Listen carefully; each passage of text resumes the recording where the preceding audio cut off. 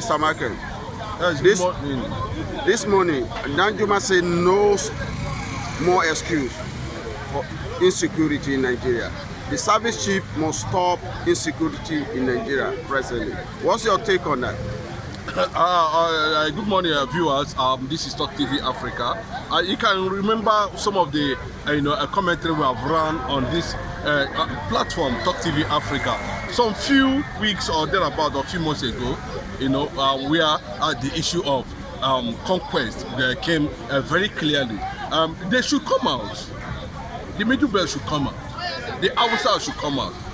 Gowon should come out and tender an unreserved apology for the catastrophe and the foundation he led with Danjuma.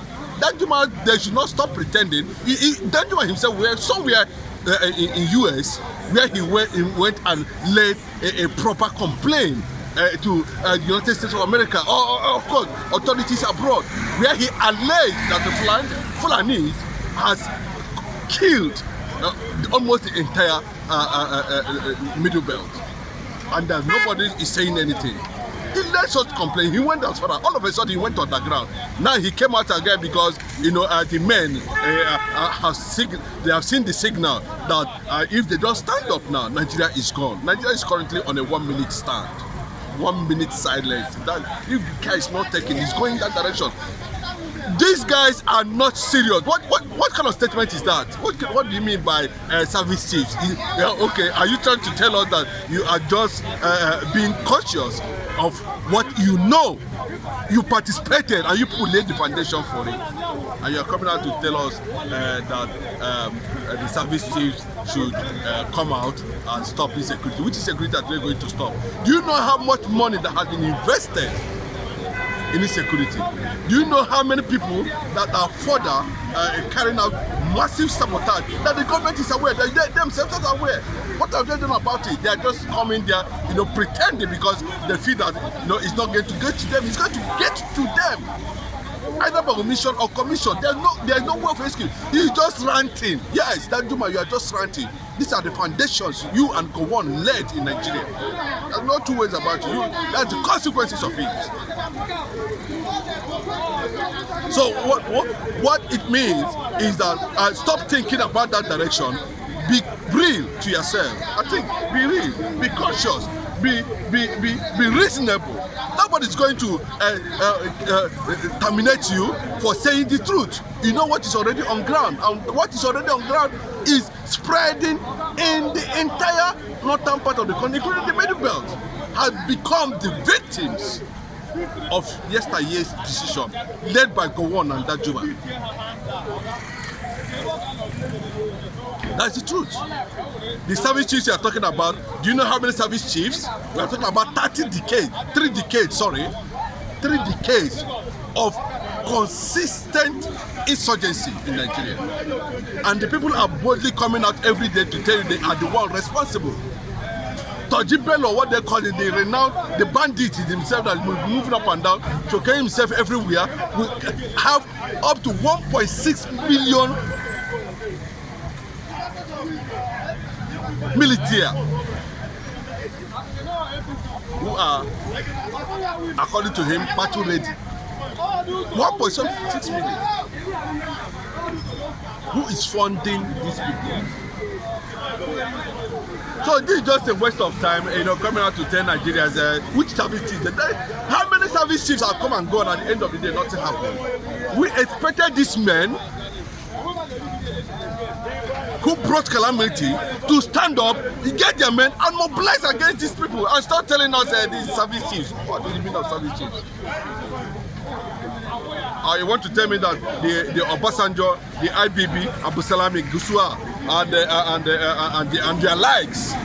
I'm talking about Danjuma himself, because you saw this man who visited IPOB, and the issue of insecurity came up. And even though people are saying that maybe this government will just put on hold, they should put it on hold, because the government of Tinubu has become very terrible.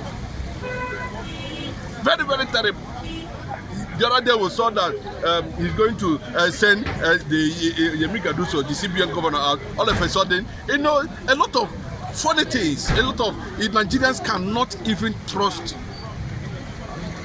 a word from their own leadership, including what they must come out and tell Nigerians what transpired in 1967. Failure to do that, the consequences will continue to ravage Nigeria. We saw under Jonathan, the same problem. We saw under Buhari, the same problem. We saw under this one, I don't know where, I don't even understand him, the same problem. The center rejig, reform, sack and employ, bring, all this. 1 million service chiefs, no solution. They are coming out again instead of telling Nigerians, telling the leadership of this country the real truth why Nigeria has consistently faced insecurity. What is it that Nnamdi Kanu is still where he is? Danjuma and go on. There's no need to shut their mouths out. Their people are dying. They are becoming victims of your yesterday's decision and the consequences of it.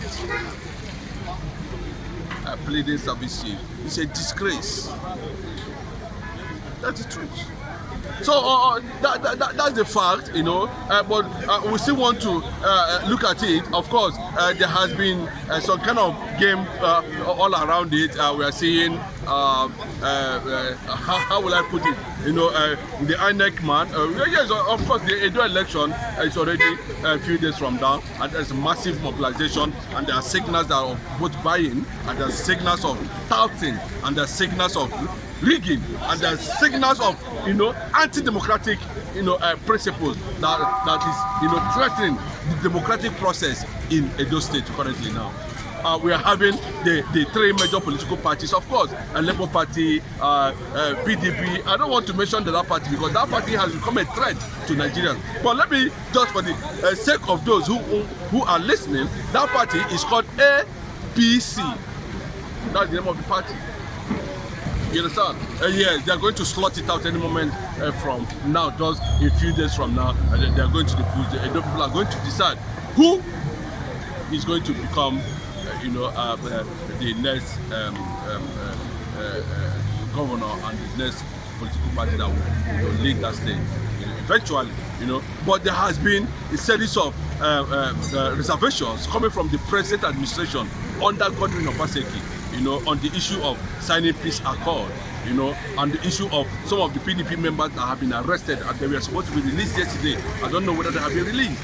You know, those are the factors. I think the presidency are bent on, you know, trying to, you know, break down the weight of the federal government on Edo election. But I tell you, you know, we might be in for another resistance that might, if care is not taken, that might be likely lead Nigeria to final disintegration. Or well, everybody will begin to observe 1 minute silence for Nigeria. That's the report currently now on Edo State election, you know, while people are watching to see how PDP, Labour Party and APC are going to play out, you know, to get people to, you know, endorse them for the topmost post in that state.